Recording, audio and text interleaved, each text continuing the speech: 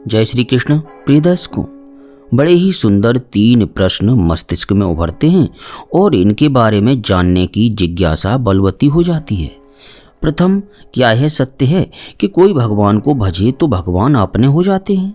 द्वितीय, भगवान अपने होकर क्या करते हैं? और तृतीय, हमको क्या चाहना चाहिए भगवान से? इन पर क्रमशः विचार करते हैं। पहली बात, क्या यह सत्य है कि कोई भगवान को भजे तो भगवान अपने हो जाते हैं? हाँ, यह सर्वदा सत्य है कि भगवान सर्वथा अपने हो जाते हैं। इसे एक दृष्टांत द्वारा समझा जा सकता है। काम्यक वन में पांडवों से मिलने के लिए एक बार भगवान श्री कृष्ण गए थे। वन गमन उपरांत पांडवों से यह उनकी पहली मुलाकात थी। वहाँ श्री कृष्ण यह सोचकर कि पांडव जुए में सब कुछ चला जाने के कारण बड़ी विपत्ति में हैं, कुछ सोच में पड़ गए। उन्हें आशंका हुई कि कहीं पांडवों के मन में यह विचार न उठ रहे हों कि श्री कृष्ण ने आने में बहुत देर कर दी। उन्हें तो तभी आना चाहिए था जब द्रौपदी का चीरहरण हो रहा था। वार्ता के क्रम में अर्जुन ने कहा, क्या बात है, आपने आने में विलंब की, हम तो आपकी शरण हैं। वहाँ भगवान ने कहा कि अर्जुन, तुम मेरे हो और मैं तुम्हारा हूँ। तुम्हारे वैरी मेरे बैरी हैं और तुम्हारे मित्र मेरे मित्र हैं। तुम्हारा भला मेरा भला है और तुम्हारी हानि मेरी हानि है। तुम निश्चिंत हो जाओ, सब काम मैं करूँगा। उसके बाद द्रौपदी सामने आई। श्री कृष्ण को देखकर उसकी आंखों से अश्रुपात होने लगा। द्रौपदी ने भगवान की स्तुति की और उनके महत्व का वर्णन करते हुए उनकी भगवत्ता की तस्वीर संक्षेप में खींची। उसके बाद कहा, श्री कृष्ण, तुम मुझे भूल गए। मेरा तुम पर 4 प्रकार से अधिकार है। एक तो हमारा तुम्हारा पारिवारिक संबंध है। दूसरा, मैं यज्ञ की वेदी से उत्पन्न हुई हूँ, पवित्र हूँ, इसलिए मेरी रक्षा करना तुम्हारा काम है। तीसरे, तुम्हारा मेरा मित्रता का संबंध है। और चौथे, मैं तुम्हारी प्रेमिका हूँ। किंतु मेरा तुम पर अधिकार है और तुम मेरे प्रेम की वस्तु हो। तुम मुझे भूल गए। जब मेरी साड़ी उतर रही थी तब पितामह भीष्म कुछ नहीं बोले, आचार्य द्रोण नहीं बोले और मेरे पति पांडव टुकुर टुकुर देखते रहे। इन्होंने भी कुछ नहीं किया। साड़ी बढ़ी परंतु तुम तो नहीं आए। क्या तुम भी मुझे भूल गए? क्या मैं तुम्हारी सखी नहीं रही? भगवान की आंखों से आंसुओं की धारा बहने लगी। वे बोले, द्रौपदी सुन लो, मैं प्रतिज्ञा पूर्वक कहता हूँ कि भले ही सूर्य पूरब से पश्चिम की ओर उदय होने लगे, समुद्र अपनी मर्यादा त्याग दे, सूर्य ठंडा हो जाए, अमृत विष का काम करने लगे, परंतु मेरी बात झूठी नहीं होगी। तुम देखना, इस वनवास के बाद जिस रूप में आज तुम रो रही हो, इससे अधिक कौरवों की स्त्रियां रोएंगी। सारे कौरव धराशायी हो जाएंगे, कोई नहीं बचेगा। भगवान की यह वाणी प्रमाण है कि जब हम भगवान को अपना बनाते हैं तो वे अपने होकर सारी भगवत्ता भूल जाते हैं। राग द्वेष की बात नहीं कहकर हम जो चाहते हैं वे वही करते हैं।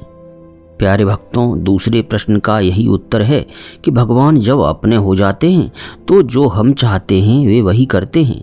जैसे कौरव सभा में जब द्यूत खेला जा रहा था और धर्मराज युधिष्ठिर सब कुछ हार गए तो कुटिल शकुनी ने कहा, धर्मराज, अभी द्रौपदी बाकी है, उसे दांव पर रख सकते हो। धर्मराज जुए के जोश में थे। जुआ बड़ी बुरी चीज है। धर्मराज की मतें मारी गई। उन्होंने द्रौपदी को जुए में रख दिया। शकुनी के पासे उसके अनुकूल पड़े और उसने द्रौपदी को जीत लिया। सारी सभा सहम गई, शोक छा गया, सन्नाटा छा गया। सिर्फ एक ने कहा कि द्रौपदी नहीं हारी गई, यह सब पाप हो रहा है। फिर द्रौपदी को जब भरी सभा में लाने दुशासन गया, उस समय वह गांधारी के पास बैठी थी। रजस्वला थी, केवल एक साड़ी पहन रखी थी। गांधारी ने राजसभा में ले जाने से मना किया, परंतु दुर्योधन के आदेश से वह लाई गई।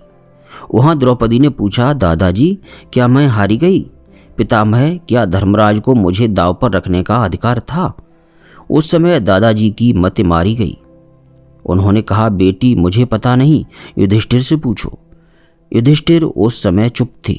फिर जब दुर्योधन ने द्रौपदी की साड़ी खींचकर उसे भरी सभा में निर्वस्त्र करने का आदेश दिया, तब द्रौपदी को अपनी रक्षा का अन्य उपाय न सूझा और वह रो पड़ी। उसने असहाय होकर कातर भाव से भगवान का स्मरण किया और चाहा कि भगवान मेरी लाज बचावे। तो द्रौपदी की साड़ी बन गए भगवान। यह भगवान का वस्त्रावतार हुआ। भगवान 10,000 गज साड़ी बन गए। दुशासन खींच रहा था और सभा में साड़ी ढेर लग गई। खींचते खींचते उसकी भुजाएं थक गईं। दुशासन की भुजा थकित भई, थक कर पसीने पसीने होकर दुशासन हार कर बैठ गया। अर्थात द्रौपदी ने जब चाहा था कि लाज बचे तो उसकी लाज बचाने के लिए भगवान साड़ी बन गए और जो उसने चाहा वही किया। अब तीसरी बात कि भगवान से हम क्या चाहें। इसका उत्तर है कि भगवान की चाह को चाहना चाहिए, अर्थात भगवान की चाह ही अपनी चाह हो। हम जहाँ भगवान से अपनी चाह पूरी करवाना चाहते हैं वहाँ भगवान उसे पूरी कर देते हैं, परंतु हम भगवान के महत्व को समझते नहीं। न मालूम भगवान हमें क्या देना चाहते हैं और हम मामूली चीज़ मांगकर प्रसन्न हो जाते हैं। भगवान से मांगने के संबंध में एक बड़ी प्यारी कथा आती है कि एक बार भगवान कृष्ण अर्जुन को साथ लेकर घूमने निकले। जाते जाते घने जंगल में जा पहुंचे। कुछ और आगे बढ़े तो वहां पर सुनसान मैदान आ गया। कोई पेड़ पौधा हुआ नहीं। ग्रीष्म ऋतु थी, बड़ी गरम गरम हवा चल रही थी। अर्जुन को तीव्र प्यास लगी, लेकिन कहीं पानी दिखाई ही नहीं दे रहा था। उन्होंने भगवान से अपनी प्यास की बात बताई तो भगवान बोले, पता लगाओ। तलाशने पर जब दूर एक झोपड़ी दिखाई दी तो अर्जुन को वहां जाने का आदेश दिया। अर्जुन ने वहां जाकर देखा कि एक सन्यासिनी तपस्विनी वृद्धा माँ बैठी है और उसके पास पानी का घड़ा रखा है। अर्जुन के जान में जान आई। वे सन्यासिनी की अनुमति लेकर जल पीकर तृप्त हो गए। अर्जुन जब पानी पीकर स्वस्थ हो गए तब देखते हैं कि कुटिया में खूंटी पर एक नंगी तलवार लटक रही है। अर्जुन ने मन ही मन सोचा कि 80 वर्ष की अवस्था वाली तपस्विनी बुढ़िया ने अपने पास तलवार क्यों टांग रखी है। संदेह निवारणार्थ उन्होंने पूछ ही लिया कि मैया, तूने यह तलवार क्यों टांग रखी है, इसका क्या प्रयोजन। इस पर वह गुस्से में आकर बोली, तुम जानना चाहते हो तो सुनो। इसे इसलिए टांग रखा है कि यदि अर्जुन और द्रौपदी मिल जाएं तो उनके सिर काट लूं। अर्जुन अवाक रह गए और भयभीत भी हुए, परंतु अपने को छिपाकर बड़ी विनम्रता से पूछा कि माँ, अर्जुन और द्रौपदी ने तुम्हारा क्या कसूर किया। ऐसा कौन सा अपराध हो गया कि तुम जैसी तपस्विनी उन दोनों का वध करने को तैयार हो। वृद्धा माँ बोली कि तुम नहीं जानते, किंतु द्रौपदी ने बहुत बड़ा अपराध किया है। उसने मेरे स्वामी भगवान को अपनी साड़ी बनाई और वह भी रजस्वला की साड़ी। संसार में सभी नंगे पैदा होते हैं, वह भी नंगे मर जाती, परंतु उसने क्यों मेरे भगवान को रजस्वला की साड़ी बना दिया। इतना बड़ा अपराध है उसका कि यदि वह मुझे मिल जाए तो मैं उसे मार डालूं। सहमे हुए से अर्जुन बोले, माँ, तुम्हारी यह बात ठीक है, परंतु अर्जुन ने क्या अपराध किया। फिर वृद्धा माँ बोली कि अर्जुन वह उससे भी बड़ा अपराधी है। जिनकी पूजा करनी चाहिए उनसे घोड़े चलवाए, जिनको अर्घ्य देना चाहिए या जिनके चरणों में बैठकर सेवा करनी चाहिए उन भगवान को सारथी बनाया, उनके हाथों में चाबुक और लगाम दे दी, इसलिए वह भी अपराधी है। अर्जुन ने समझ लिया कि माई तो ठीक ही कहती है और फिर चुपचाप भगवान कृष्ण के पास आकर सारा वृत्तांत सुनाया। भगवान ने कहा, तुम ही सोचो क्या ठीक है, हम तो तुम्हारे हैं ही। प्रिय भक्तों, इसलिए भगवान से सामान्यतः कुछ न चाहें, परंतु हाँ, एक बड़ी सुंदर बात को याचना भाव से भगवान को आत्मसमर्पित करके कह दें कि बस तुम्हारी इच्छा पूरी हो। इससे लाभ तो है ही, परंतु लाभ की दृष्टि से करना बड़ी तुच्छ बात है। एक बार बीरबल से कुछ अपराध हो गया तो बादशाह अकबर ने सोचा कि बीरबल को कुछ दंड देना है, जुर्माना करना है। बीरबल को इस बात की खबर लग गई। वह बुद्धिमान तो थे ही। बीरबल ने सोचा कि यदि राजा के पास इंसाफ के लिए जाएगा तो अर्थदंड 5-10 हजार रुपये लग जाएगा, और यदि किसी कम जानकार के पास इंसाफ के लिए भेजा जाए तो कम में काम चल जाएगा। बीरबल ने किसी से बादशाह को कहलवाया कि आप अपमानित या दंडित करना चाहते हैं तो एक जाट से न्याय करवाइए।